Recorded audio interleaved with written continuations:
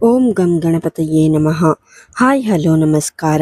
Welcome to spiritual vibes YouTube channel. Hindu ಪಂಚಾಂಗದ ಪ್ರಕಾರ 2026 March 19ರಂದು ಹೊಸ ವರ್ಷ ಅಂದರೆ ಶ್ರೀ ಪರಾಭವ ನಾಮ ಸಂವತ್ಸರ ಆರಂಭವಾಗಲಿದೆ. ಈ ಯುಗಾದಿಯು ಮೇಷರಾಶಿಯವರ ಜೀವನದಲ್ಲಿ ಒಂದು ದೊಡ್ಡ ತಿರುವನ್ನು ತರಲಿದೆ. ಯಾಕೆಂದರೆ ಈ ವರ್ಷದಿಂದ ಮೇಷರಾಶಿಯವರಿಗೆ ಶನಿ ಸಾಡೆ ಸಾತಿಯ ಮೊದಲ ಹಂತ ಆರಂಭವಾಗುತ್ತಿದೆ. ಇದರ ಪ್ರಭಾವ ಹೇಗಿರುತ್ತೆ, ಕುಟುಂಬ, ಉದ್ಯೋಗ, ವ್ಯಾಪಾರ ಮತ್ತು ಆರೋಗ್ಯದಲ್ಲಿ ಏನೆಲ್ಲ ಬದಲಾವಣೆಗಳಾಗಲಿವೆ, ಶುಭ ಫಲಗಳೇನು, ಅಶುಭಗಳೇನು ಎಂಬುದರ ಸಂಪೂರ್ಣ ಮಾಹಿತಿ ಈ ವಿಡಿಯೋದಲ್ಲಿದೆ. ಸ್ಕಿಪ್ ಮಾಡದೆ ಕೊನೆಯವರೆಗೂ ನೋಡಿ. 1. ಶ್ರೀ ಪರಾಭವ ನಾಮ ಸಂವತ್ಸರ ಎಂದರೇನು? ಗುಣಲಕ್ಷಣಗಳು. ಹಿಂದೂ ಕಾಲಚಕ್ರದ 60 ಸಂವತ್ಸರಗಳಲ್ಲಿ ಪರಾಭವ 40ನೆಯದು. ಪರಾಭವ ಎಂದರೆ ಸಾಮಾನ್ಯವಾಗಿ ಪರಾಜಯ ಎಂಬ ಅರ್ಥವಿದ್ದರೂ ಆಧ್ಯಾತ್ಮಿಕವಾಗಿ ಇದು ಅಹಂಕಾರದ ಸೋಲು ಮತ್ತು ಸತ್ಯದ ಗೆಲುವನ್ನು ಸೂಚಿಸುತ್ತದೆ. ಈ ವರ್ಷದಲ್ಲಿ ಜನರು ತಮ್ಮ ತಪ್ಪುಗಳಿಂದ ಪಾಠ ಕಲಿಯುವ ಸಂದರ್ಭಗಳು ಹೆಚ್ಚಿರುತ್ತವೆ. ಮೇಷರಾಶಿಯ ಮೇಲೆ ಪ್ರಭಾವ. ಮೇಷರಾಶಿಯವರಿಗೆ ಈ ಸಂವತ್ಸರವು ಹೆಚ್ಚಿನ ಜವಾಬ್ದಾರಿಯನ್ನು ಹೊರಿಸುತ್ತದೆ. ನಿಮ್ಮ ರಾಶಿಯಾಧಿಪತಿ ಮಂಗಳನಾಗಿದ್ದರೂ ಈ ವರ್ಷದ ರಾಜ ಮತ್ತು ಮಂತ್ರಿಗಳ ಪ್ರಭಾವದಿಂದಾಗಿ ನೀವು ಸ್ವಲ್ಪ ತಾಳ್ಮೆಯನ್ನು ಕಲಿಯಬೇಕಾಗುತ್ತದೆ. ಅನಗತ್ಯ ಸಾಹಸಕ್ಕಿಂತ ಯೋಚಿಸಿ ಹೆಜ್ಜೆ ಇಡುವುದು ಈ ಸಂವತ್ಸರದ ಮುಖ್ಯ ಸಂದೇಶ. 2. ಶನಿ ಸಂಚಾರ ಮತ್ತು ಸಾಡೆ ಸಾತಿಯ ಆರಂಭ. ಮೀನರಾಶಿಗೆ ಶನಿ ಪ್ರವೇಶ. ಶನಿದೇವನು 2025 ಮಾರ್ಚ್ 29ರಂದೇ ಕುಂಭರಾಶಿಯಿಂದ ಮೀನರಾಶಿಗೆ ಪಾದಾರ್ಪಣೆ ಮಾಡಿದ್ದಾನೆ. ಮೇಷರಾಶಿಗೆ ಮೀನರಾಶಿಯು 12ನೇ ಮನೆಯಾಗಿದೆ, ಅಂದರೆ ವ್ಯಯಸ್ಥಾನ. ಸಾಡೆ ಸಾತಿಯ ಮೊದಲ ಹಂತ. ಮೇಷರಾಶಿಯವರಿಗೆ ಈಗ ಸಾಡೆ ಸಾತಿಯ ಮೊದಲ ಚರಣ ಆರಂಭವಾಗಿದೆ. 12ನೇ ಮನೆಯಲ್ಲಿ ಶನಿ ಎಂದರೆ ಅದು ವ್ಯಯದ ಕಾಲ. ಇದು ಕೇವಲ ಹಣದ ವ್ಯಯವಲ್ಲ, ಮಾನಸಿಕ ಶಕ್ತಿ ಮತ್ತು ಸಮಯದ ವ್ಯಯವನ್ನು ಸೂಚಿಸುತ್ತದೆ. ಪರಿಣಾಮ: ಶನಿಯು ನಿಮ್ಮನ್ನು ಶಿಸ್ತುಬದ್ಧಗೊಳಿಸಲು ಪ್ರಯತ್ನಿಸುತ್ತಾನೆ. ಈ ಅವಧಿಯಲ್ಲಿ ಏಕಾಂತದ ಹಂಬಲ, ವಿದೇಶಿ ಸಂಬಂಧಗಳಿಂದ ಲಾಭ ಅಥವಾ ಹಠಾತ್ ದೂರದ ಪ್ರಯಾಣಗಳು ಎದುರಾಗಬಹುದು. ಶನಿಯು ನಿಮ್ಮನ್ನು ಪರೀಕ್ಷಿಸುತ್ತಾನೆಯೇ ಹೊರತು ಶಿಕ್ಷಿಸುವುದಿಲ್ಲ ಎಂಬುದನ್ನು ನೆನಪಿಡಿ. 3. ರಾಹು ಕೇತು ಪ್ರಭಾವ. ರಾಹುವಿನ ಅನುಕೂಲತೆ. 2026 ಡಿಸೆಂಬರ್ವರೆಗೆ ರಾಹುವು ಕುಂಭರಾಶಿಯಲ್ಲಿ, ಅಂದರೆ 11ನೇ ಮನೆ ಇರುವುದು ಮೇಷರಾಶಿಯವರಿಗೆ ದೊಡ್ಡ ವರದಾನ.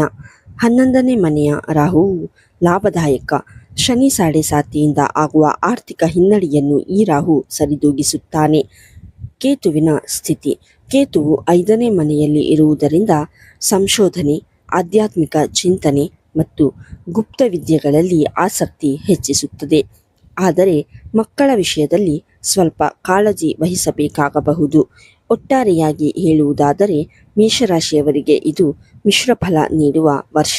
ಒಂದು ಕಡೆ ಶನಿದೇವನು ವ್ಯಯ ಮತ್ತು ಸವಾಲುಗಳನ್ನು ನೀಡಿದರೆ, ಇನ್ನೊಂದು ಕಡೆ ರಾಹುವು ಹಠಾತ್ ಲಾಭ ಮತ್ತು ಅವಕಾಶಗಳನ್ನು ತಂದುಕೊಡುತ್ತಾನೆ.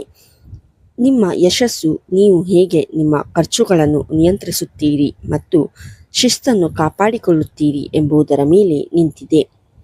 ವೃತ್ತಿಜೀವನ ಮತ್ತು ಆರ್ಥಿಕ ಸ್ಥಿತಿ. ಹೊಸ ಅವಕಾಶಗಳು ಮತ್ತು ಹಠಾತ್ ಧನಲಾಭ. ಈ 2026 ವರ್ಷ ಮೇಷರಾಶಿಯವರಿಗೆ ಆರ್ಥಿಕವಾಗಿ ಒಂದು ವಿಶಿಷ್ಟವಾದ ವರ್ಷ. ಶನಿ ಸಾಡೆ ಸಾತಿ ಆರಂಭವಾಗುತ್ತಿದ್ದರೂ ವರ್ಷದ ಮೊದಲಾರ್ಧದಲ್ಲಿ ಹಠಾತ್ ಧನಲಾಭದ ಯೋಗಗಳಿವೆ. ಹೊಸ ಆದಾಯದ ಮೂಲ. ನೀವು ನಿರೀಕ್ಷಿಸದ ಮೂಲಗಳಿಂದ ಹಣ ಬರಬಹುದು. ಹಳೆಯ ಬಾಕಿ ಉಳಿದಿದ್ದ ಹಣ ವಾಪಸ್ ಬರಬಹುದು ಅಥವಾ ಸೈಡ್ ಬಿಸ್ನೆಸ್ ಆರಂಭಿಸಲು ಇದು ಪ್ರಸಕ್ತ ಕಾಲ. ಸೃಜನಶೀಲ ವೃತ್ತಿ. ಕಲೆ, ಬರವಣಿಗೆ ಮತ್ತು ಡಿಜಿಟಲ್ ಕ್ಷೇತ್ರದಲ್ಲಿರುವವರಿಗೆ ಈ ವರ್ಷ ಹೊಸ ಮೈಲಿಗಲ್ಲು ಸಿಗಲಿದೆ. ನಿಮ್ಮ ಐಡಿಯಾಗಳು ಹಣವಾಗಿ ಬದಲಾಗುವ ಸಮಯವಿದು. ವಿದೇಶ ಪ್ರಯಾಣ ಮತ್ತು ಉದ್ಯೋಗ ಬದಲಾವಣೆ. ಜೂನ್ 2026 ನಂತರದ ಸಮಯ ಮೇಷರಾಶಿಯವರಿಗೆ ಬಹಳ ಮುಖ್ಯ. ವಿದೇಶಿ ಯೋಗ. ಶನಿಯು 12ನೇ ಮನೆಯಲ್ಲಿ, ಅಂದರೆ ವ್ಯಯ ಮತ್ತು ವಿದೇಶ ಸ್ಥಾನ ಸಂಚರಿಸುತ್ತಿರುವುದರಿಂದ ವಿದೇಶಕ್ಕೆ ಹೋಗುವ ಹಂಬಲ ಇರುವವರಿಗೆ ಬಾಗಿಲು ತೆರೆಯಲಿದೆ. ಉದ್ಯೋಗದ ನಿಮಿತ್ತ ಅಥವಾ ಉನ್ನತ ವ್ಯಾಸಂಗಕ್ಕಾಗಿ ಪಾಸ್ಪೋರ್ಟ್, ವೀಸಾ ಪ್ರಕ್ರಿಯೆಗಳಲ್ಲಿ ಇದ್ದ ಅಡೆತಡೆಗಳು ನಿವಾರಣೆಯಾಗಲಿವೆ. ಸ್ಥಳ ಬದಲಾವಣೆ. ನಿಮ್ಮ ಕೆಲಸದ ಸ್ಥಳದಲ್ಲಿ ಬದಲಾವಣೆ ಅಥವಾ ಬೇರೆ ನಗರಕ್ಕೆ ವರ್ಗಾವಣೆಯಾಗುವ ಸಾಧ್ಯತೆ ದಟ್ಟವಾಗಿದೆ.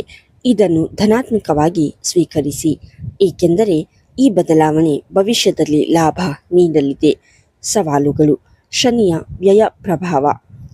ಇಲ್ಲಿ ನೀವು ಸ್ವಲ್ಪ ಎಚ್ಚರಿಕೆಯಿಂದ ಇರಲೇಬೇಕು. ಶನಿಯು ನಿಮ್ಮ ರಾಶಿಯ 12ನೇ ಮನೆಯಲ್ಲಿದ್ದಾನೆ. ಅನಗತ್ಯ ಖರ್ಚು. ಹಣ ಎಷ್ಟು ವೇಗವಾಗಿ ಬರುತ್ತದೋ ಅಷ್ಟೇ ವೇಗವಾಗಿ ಖರ್ಚಾಗುವ ಸಾಧ್ಯತೆ ಇದೆ. ಅನಗತ್ಯ ಆಡಂಬರಕ್ಕೆ ಅಥವಾ ಆಸ್ಪತ್ರೆ ಖರ್ಚುಗಳಿಗಾಗಿ ಹಣ ವ್ಯಯವಾಗದಂತೆ ಎಚ್ಚರ ವಹಿಸಿ. ಹೂಡಿಕೆ ಎಚ್ಚರಿಕೆ. ಷೇರು ಮಾರುಕಟ್ಟೆ ಅಥವಾ ದೊಡ್ಡ ಮಟ್ಟದ ವ್ಯವಹಾರದಲ್ಲಿ ಹೂಡಿಕೆ ಮಾಡುವಾಗ 100 ಬಾರಿ ಯೋಚಿಸಿ. ನಿಮ್ಮ ಆತುರದ ಸ್ವಭಾವ ಈ ಬಾರಿ ನಿಮಗೆ ಮುಳುವಾಗಬಹುದು. ಯಾರನ್ನು ಅತಿಯಾಗಿ ನಂಬಿ ಹಣದ ವ್ಯವಹಾರ ಮಾಡಬೇಡಿ. ವ್ಯವಹಾರದಲ್ಲಿ ಏರಿಳಿತ. ಉದ್ಯಮಿಗಳಿಗೆ ಆರ್ಡರ್ಗಳು ಕೈತಪ್ಪಬಹುದು ಅಥವಾ ಕೆಲಸಗಾರರ ಸಮಸ್ಯೆ ಎದುರಾಗಬಹುದು. ತಾಳ್ಮೆಯೇ ಈ ಅವಧಿಯಲ್ಲಿ ನಿಮ್ಮ ಮಂತ್ರವಾಗಲಿ. ರಾಹುವಿನ ಬೆಂಬಲ ಮತ್ತು ಯೋಜನಾಬದ್ಧ ನಡೆ. ಶನಿ ಸವಾಲು ನೀಡಿದರೆ ರಾಹು ನಿಮಗೆ ರಕ್ಷಾಕವಚವಾಗಿ ನಿಲ್ಲುತ್ತಾನೆ. ಬೆನ್ನೆಲುಬಾದ ರಾಹು. ಡಿಸೆಂಬರ್ 2026ರವರೆಗೆ ರಾಹು 11ನೇ ಮನೆಯಲ್ಲಿರುವುದರಿಂದ ನಿಮ್ಮ ನೆಟ್ವರ್ಕ್ ಮತ್ತು ಪ್ರಭಾವಿ ವ್ಯಕ್ತಿಗಳ ಸಂಪರ್ಕ ನಿಮಗೆ ಆರ್ಥಿಕವಾಗಿ ಲಾಭ ತಂದುಕೊಡುತ್ತದೆ. ಯೋಜನೆಗಳ ಪ್ರಾಮುಖ್ಯತೆ. ರಾಹು ನಿಮಗೆ ಭ್ರಮೆಯನ್ನು ನೀಡಬಹುದು. ಆದ್ದರಿಂದ ಯಾವುದೇ ಕೆಲಸ ಮಾಡುವ ಮೊದಲು ಅದರ ಸಾಧಕ ಬಾಧಕಗಳನ್ನು ಬರೆದಿಟ್ಟುಕೊಳ್ಳಿ. ಕಾಗದ ಪತ್ರಗಳ ವ್ಯವಹಾರದಲ್ಲಿ ಪಾರದರ್ಶಕತೆ ಇರಲಿ. ಸಂಕ್ಷಿಪ್ತವಾಗಿ ಹೇಳುವುದಾದರೆ, ಮೇಷರಾಶಿಯವರಿಗೆ ಈ ವರ್ಷ ಗಳಿಕೆ ಮತ್ತು ವೆಚ್ಚ ಎರಡೂ ಸಮಾನಾಂತರವಾಗಿ ಸಾಗುತ್ತವೆ. ನೀವು ಸರಿಯಾದ ಬಜೆಟ್ ಪ್ಲಾನಿಂಗ್ ಮಾಡಿಕೊಂಡರೆ ಸಾಡೆಸಾತಿಯ ನಡುವೆಯೂ ನೀವು ಆರ್ಥಿಕವಾಗಿ ಸದೃಢರಾಗಿರಬಹುದು. ಸಂಬಂಧಗಳು ಮತ್ತು ವೈಯಕ್ತಿಕ ಜೀವನ. ವರ್ಷದ ಮೊದಲಾರ್ಧ ಸಿಹಿ ಸುದ್ದಿಗಳ ಕಾಲ. 2026ರ ಆರಂಭದ 6 ತಿಂಗಳುಗಳು ಮೇಷರಾಶಿಯವರಿಗೆ ಸಂಬಂಧಗಳ ವಿಷಯದಲ್ಲಿ ಬಹಳ ಮಧುರವಾಗಿರಲಿವೆ. ಪ್ರೀತಿ ಮತ್ತು ಪ್ರೇಮ. ಪ್ರೇಮಿಗಳಿಗೆ ಈ ಸಮಯ ಬಹಳ ಪೂರಕವಾಗಿದೆ. ನಿಮ್ಮ ಪ್ರೀತಿಯನ್ನು ಮನೆಯಲ್ಲಿ ಹೇಳಿಕೊಳ್ಳಲು ಅಥವಾ ಮದುವೆಯ ಹಂತಕ್ಕೆ ಕೊಂಡೊಯ್ಯಲು ಜೂನ್ವರೆಗಿನ ಸಮಯ ಅತ್ಯುತ್ತಮ. ವೈವಾಹಿಕ ಜೀವನ. ದಂಪತಿಗಳ ನಡುವೆ ಸಾಮರಸ್ಯ ಹೆಚ್ಚಿರುತ್ತದೆ. ಸಣ್ಣ ಪುಟ್ಟ ಭಿನ್ನಾಭಿಪ್ರಾಯಗಳಿದ್ದರೂ ಅವು ಬೇಗನೆ ಬಗೆಹರಿಯುತ್ತವೆ. ಪರಸ್ಪರ ಅರ್ಥ ಮಾಡಿಕೊಳ್ಳಲು ಮತ್ತು ಪ್ರವಾಸಗಳಿಗೆ ತೆರಳಲು ಇದು ಸುಸಮಯ. ದ್ವಿತೀಯಾರ್ಧದ ಸವಾಲುಗಳು. ಶನಿ ಮತ್ತು ಕೇತುವಿನ ಪ್ರಭಾವ. ಜೂನ್ ತಿಂಗಳ ನಂತರ ಪರಿಸ್ಥಿತಿ ಸ್ವಲ್ಪ ಬದಲಾಗಬಹುದು. ಇದಕ್ಕೆ ಮುಖ್ಯ ಕಾರಣ ಶನಿಯ ದೃಷ್ಟಿ ಮತ್ತು ಕೇತುವಿನ ಸಂಚಾರ. ಬಿರುಕು ಮೂಡುವ ಸಾಧ್ಯತೆ. ಸಣ್ಣ ವಿಚಾರಗಳು ದೊಡ್ಡ ಜಗಳಕ್ಕೆ ಕಾರಣವಾಗಬಹುದು. ವಿಶೇಷವಾಗಿ ಹೊರಗಿನವರ ಹಸ್ತಕ್ಷೇಪದಿಂದಾಗಿ ನಿಮ್ಮ ವೈಯಕ್ತಿಕ ಸಂಬಂಧಗಳು ಹದಗೆಡದಂತೆ ನೋಡಿಕೊಳ್ಳಿ.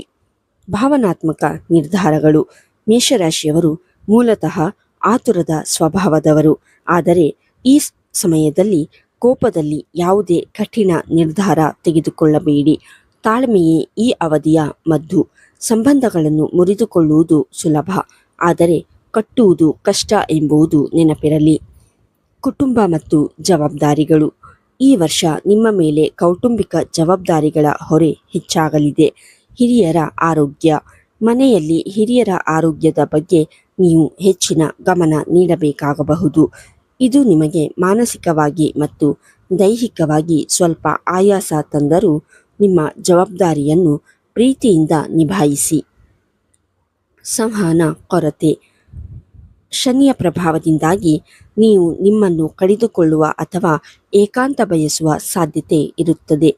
ಇದರಿಂದಾಗಿ ಕುಟುಂಬದವರಿಗೆ ನೀವು ಅವರನ್ನು ನಿರ್ಲಕ್ಷಿಸುತ್ತಿದ್ದೀರಿ ಅನ್ನಿಸಬಹುದು. ಆದ್ದರಿಂದ ಪ್ರೀತಿಪಾತ್ರರೊಂದಿಗೆ ಮುಕ್ತವಾಗಿ ಮಾತನಾಡಿ.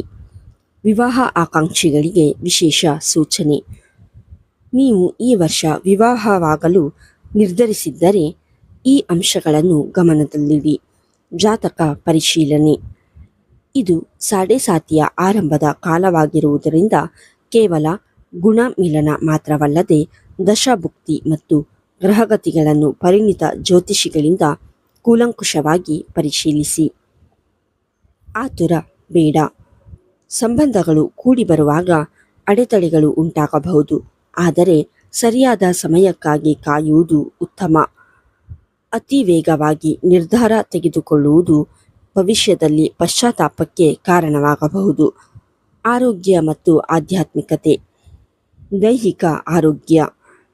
ಶನಿಯ ಪ್ರಭಾವ ಮತ್ತು ಎಚ್ಚರಿಕೆ. ಶನಿ ಸಾಡೆಸಾತಿಯ ಮೊದಲ ಹಂತವು ನೇರವಾಗಿ ನಮ್ಮ ಮಾನಸಿಕ ಮತ್ತು ದೈಹಿಕ ಸ್ಥಿತಿಯ ಮೇಲೆ ಪ್ರಭಾವ ಬೀರುತ್ತದೆ. ಸಾಮಾನ್ಯ ಲಕ್ಷಣಗಳು. ಮೇಷರಾಶಿಯವರು 2026ರಲ್ಲಿ ಅತಿಯಾದ ಕೆಲಸದ ಒತ್ತಡದಿಂದಾಗಿ ಆಗಾಗ ತಲೆನೋವು ಮತ್ತು ಕಣ್ಣಿನ ದಣಿವನ್ನು ಅನುಭವಿಸಬಹುದು. ಶನಿಯು ನಿಮ್ಮನ್ನು ಹೆಚ್ಚು ದುಡಿಸುತ್ತಾನೆ, ಇದರಿಂದಾಗಿ ದೇಹದಲ್ಲಿ ಅತಿಯಾದ ಸುಸ್ತು ಕಾಣಿಸಿಕೊಳ್ಳಬಹುದು. ವಿಶ್ರಾಂತಿಯ ಮಹತ್ವ. ನೀವು ಎಷ್ಟೇ ಬ್ಯುಸಿಯಾಗಿದ್ದರೂ ಕೆಲಸದ ನಡುವೆ ಸಣ್ಣ ವಿರಾಮ ತೆಗೆದುಕೊಳ್ಳುವುದನ್ನು ಮರೆಯಬೇಡಿ. ಸರಿಯಾದ ನಿದ್ರೆ ಇಲ್ಲದಿದ್ದರೆ ಅದು ನಿಮ್ಮ ನಿರ್ಧಾರಗಳ ಮೇಲೆ ಪರಿಣಾಮ ಬೀರಬಹುದು. ವಿಶೇಷವಾಗಿ ಮೂಳೆ ಮತ್ತು ಕೀಲು ನೋವಿನ ಬಗ್ಗೆ ನಿರ್ಲಕ್ಷ್ಯ ಬೇಡ. ಆಧ್ಯಾತ್ಮಿಕ ಒಲವು. ಶಾಂತಿಯ ಹುಡುಕಾಟ. ಸಾಡೆಸಾತಿಯ ಸಮಯದಲ್ಲಿ ಮನುಷ್ಯನಿಗೆ ಲೌಕಿಕಕ್ಕಿಂತ ದೈವಿಕ ಶಕ್ತಿಯ ಮೇಲೆ ನಂಬಿಕೆ ಹೆಚ್ಚಾಗುವುದು ಸಹಜ. ದೈವಿಕ ಸಂಪರ್ಕ. ಈ ಅವಧಿಯಲ್ಲಿ ನಿಮಗೆ ಮಂದಿರಗಳಿಗೆ ಭೇಟಿ ನೀಡುವ, ಪ್ರವಚನ ಕೇಳುವ ಅಥವಾ ಧ್ಯಾನ ಮಾಡುವ ಹಂಬಲ ಹೆಚ್ಚಾಗುತ್ತದೆ. ಇದು ಶನಿಯೇ ನಿಮಗಾಗಿ ಮಾಡುತ್ತಿರುವ ಒಂದು ಶುದ್ಧೀಕರಣ ಪ್ರಕ್ರಿಯೆ. ಮಾನಸಿಕ ಶಾಂತಿ.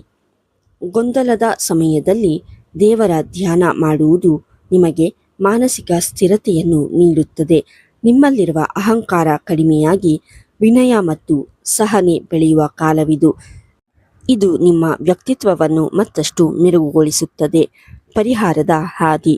ಹನುಮಂತನ ರಕ್ಷಾಕವಚ ಶನಿದೇವನ ಪ್ರಭಾವವನ್ನು ಸಕಾರಾತ್ಮಕವಾಗಿ ಎದುರಿಸಲು ಇರುವ ಅತ್ಯುತ್ತಮ ಮಾರ್ಗವೆಂದರೆ ರಾಮಭಕ್ತ ಹನುಮಂತನ ಆರಾಧನೆ. ಹನುಮಾನ್ ಚಾಲೀಸ. ಪ್ರತಿನಿತ್ಯ ಸ್ನಾನದ ನಂತರ ಹನುಮಾನ್ ಚಾಲೀಸವನ್ನು ಪಠಿಸುವುದು ನಿಮ್ಮ ಸುತ್ತ ಒಂದು ಸಕಾರಾತ್ಮಕ ಶಕ್ತಿಯನ್ನು ನಿರ್ಮಿಸುತ್ತದೆ. ಇದು ಭಯ ಮತ್ತು ಆತಂಕವನ್ನು ದೂರ ಮಾಡುತ್ತದೆ. ಬಜರಂಗ ಬಾಣ. ಜೀವನದಲ್ಲಿ ಅತಿಯಾದ ಅಡೆತಡೆಗಳು ಎದುರಾದಾಗ ಬಜರಂಗ ಬಾಣ ಪಠಿಸುವುದು ಶಕ್ತಿಯುತ ಪರಿಹಾರವಾಗಿದೆ. ಇದು ಶನಿಯ ಕ್ರೂರ ದೃಷ್ಟಿಯಿಂದ ನಿಮ್ಮನ್ನು ರಕ್ಷಿಸುತ್ತದೆ. ಕರ್ಮಫಲ ಮತ್ತು ದಾನ. ಶನಿ ಎಂದರೆ ಕರ್ಮದ ದೇವತೆ. ಈ ಸಮಯದಲ್ಲಿ ಹಸಿದವರಿಗೆ ಅನ್ನದಾನ ಮಾಡುವುದು, ಅಂಗವಿಕಲರಿಗೆ ಸಹಾಯ ಮಾಡುವುದು ಅಥವಾ ಕಪ್ಪು ಎಳ್ಳನ್ನು ದಾನ ಮಾಡುವುದು ನಿಮ್ಮ ಅಶುಭ ಕರ್ಮಗಳ ಪ್ರಭಾವವನ್ನು ಗಣನೀಯವಾಗಿ ಕಡಿಮೆ ಮಾಡುತ್ತದೆ. ನೆನಪಿಡಿ, ಆರೋಗ್ಯವೇ ಭಾಗ್ಯ. ಈ ವರ್ಷ ನೀವು ದೈಹಿಕವಾಗಿ ಸದೃಢರಾಗಲು ಯೋಗ ಮತ್ತು ಪ್ರಾಣಾಯಾಮವನ್ನು ರೂಢಿಸಿಕೊಳ್ಳಿ. ಆಧ್ಯಾತ್ಮಿಕತೆಯು ನಿಮ್ಮ ಆತ್ಮಬಲವನ್ನು ಹೆಚ್ಚಿಸಿದರೆ ಉತ್ತಮ ಆರೋಗ್ಯವು ನಿಮ್ಮ ಗುರಿ ತಲುಪಲು ಸಹಾಯ ಮಾಡುತ್ತದೆ. ವೀಕ್ಷಕರೇ, ಮೇಷರಾಶಿಯವರಿಗೆ ಈ ಶನಿ ಸಾಡೆಸಾತಿಯು ಕೇವಲ ಒಂದು ವರ್ಷದ ಕಥೆಯಲ್ಲ. ಇದು 2025ರ ಮಾರ್ಚ್ನಿಂದ ಆರಂಭವಾಗಿ 2032ರ ಮೇವರೆಗೆ ಇರುತ್ತದೆ. ಅಂದರೆ ಸುಮಾರು 7.5 ವರ್ಷಗಳ ಕಾಲ ಶನಿದೇವನು ನಿಮ್ಮನ್ನು ಹದಗೊಳಿಸುತ್ತಿದ್ದಾನೆ. ಸಾಡೆಸಾತಿ ಎಂದರೆ ಕಷ್ಟಗಳ ಸುರಿಮಳೆ ಎಂದು ಹೆದರಬೇಡಿ. ಇದು ನಿಮ್ಮ ಜೀವನದ ಅನಗತ್ಯ ಅಂಶಗಳನ್ನು ತೆಗೆದುಹಾಕಿ ನಿಮ್ಮನ್ನು ವಜ್ರದಂತೆ ಹೊಳೆಯುವಂತೆ ಮಾಡುವ ಪ್ರಕ್ರಿಯೆ. ಶನಿ ಪೂಜೆ ಮತ್ತು ಹನುಮಂತನ ಆರಾಧನೆಯನ್ನು ನಿಮ್ಮ ಜೀವನದ ಅವಿಭಾಜ್ಯ ಅಂಗವಾಗಿಸಿಕೊಳ್ಳಿ. ಹೊಸ ಆರಂಭಕ್ಕೆ ಸಕಾಲ. ಈ ಸಾಡೆಸಾತಿಯ ನಡುವೆಯೂ ನಿಮಗೆ ಚಿನ್ನದಂತಹ ಅವಕಾಶವೊಂದಿದೆ. ಜನವರಿಯಿಂದ ಮಾರ್ಚ್ ಮಧ್ಯದವರೆಗೆ 2026ರ ಆರಂಭದ ಈ 3 ತಿಂಗಳುಗಳು ಅತ್ಯಂತ ಮಂಗಳಕರವಾಗಿದೆ. ನೀವು ಹೊಸ ಉದ್ಯಮ ಆರಂಭಿಸಬೇಕೆಂದಿದ್ದರೆ, ಹೊಸ ಮನೆ ಅಥವಾ ಆಸ್ತಿಯ ಮೇಲೆ ಹೂಡಿಕೆ ಮಾಡಬೇಕೆಂದಿದ್ದರೆ ಅಥವಾ ಯಾವುದೇ ಆಧ್ಯಾತ್ಮಿಕ ಕಾರ್ಯಕ್ರಮಗಳನ್ನು ಹಮ್ಮಿಕೊಳ್ಳಬೇಕಿದ್ದರೆ ಈ ಅವಧಿಯನ್ನು ಬಳಸಿಕೊಳ್ಳಿ. ಇದು ನಿಮಗೆ ದೀರ್ಘಕಾಲದ ಲಾಭವನ್ನು ತಂದುಕೊಡುತ್ತದೆ. ಸರಳ ಮತ್ತು ಶಕ್ತಿಯುತ ಪರಿಹಾರಗಳು. ನಮ್ಮ ಶಾಸ್ತ್ರಗಳಲ್ಲಿ ಹೇಳಲಾದ ಈ ಸರಳ ಪರಿಹಾರಗಳು ಶನಿಯ ಅಶುಭ ಪ್ರಭಾವವನ್ನು ಕಡಿಮೆ ಮಾಡಿ ನಿಮ್ಮ ಆದಾಯ ಮತ್ತು ಸುಖವನ್ನು ಹೆಚ್ಚಿಸುತ್ತದೆ. ವೆಂಕಟೇಶ್ವರ ಸ್ವಾಮಿಯ ಆರಾಧನೆ. ಶನಿದೇವನು ವೆಂಕಟೇಶ್ವರ ಸ್ವಾಮಿಯ ಪರಮ ಭಕ್ತ. ಶನಿ ದೋಷದ ತೀವ್ರತೆ ಕಡಿಮೆ ಮಾಡಲು ಪ್ರತಿ ಶನಿವಾರ ವೆಂಕಟೇಶ್ವರ ಸ್ವಾಮಿಯ ದರ್ಶನ ಮಾಡಿ ಅಥವಾ ಮನೆಯಲ್ಲೇ ಸ್ತೋತ್ರಗಳನ್ನು ಪಠಿಸಿ. ಗೋಸೇವೆ. ಹಸುಗಳಿಗೆ ನೆಲಗಡಲೆ ಅಥವಾ ನೆನೆಸಿದ ಕಡಲೆಬೇಳೆಯನ್ನು ತಿನ್ನಿಸಿ. ಇದು ನಿಮ್ಮ ಆರ್ಥಿಕ ಅಡೆತಡೆಗಳನ್ನು ನಿವಾರಿಸುತ್ತದೆ. ದಾನ ಧರ್ಮ. ದೇವಾಲಯದ ಪುರೋಹಿತರಿಗೆ ಹಳದಿ ಬಣ್ಣದ ವಸ್ತ್ರವನ್ನು ದಾನ ಮಾಡುವುದರಿಂದ ಗುರುಗ್ರಹದ ಬಲ ಹೆಚ್ಚುತ್ತದೆ. ದೇವಸ್ಥಾನಗಳಲ್ಲಿ ದೀಪ ಬೆಳಗಿಸಲು ಎಣ್ಣೆಯನ್ನು ದಾನ ಮಾಡಿ.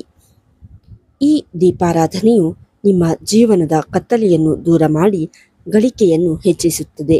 ಪ್ರತಿ ಮಂಗಳವಾರ ತಪ್ಪದೆ ದುರ್ಗಾದೇವಿ ಮತ್ತು ಹನುಮಂತನ ದರ್ಶನ ಮಾಡಿ. ಇದು ನಿಮಗೆ ಶತ್ರುಬಾಧೆಯಿಂದ ರಕ್ಷಣೆ ನೀಡುತ್ತದೆ.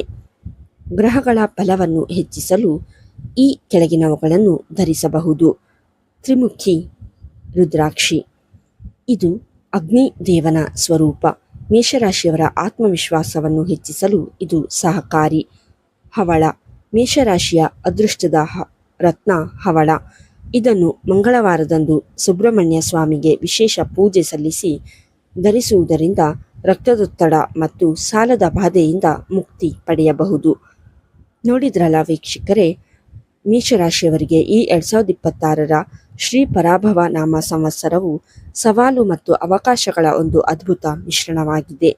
ಶನಿ ಸಾಡೆ ಆರಂಭವಾಗುತ್ತಿದೆ ಎಂದ ತಕ್ಷಣ ಭಯಪಡುವ ಅಥವಾ ಆತಂಕಕ್ಕೆ ಒಳಗಾಗುವ ಯಾವುದೇ ಅಗತ್ಯವಿಲ್ಲ.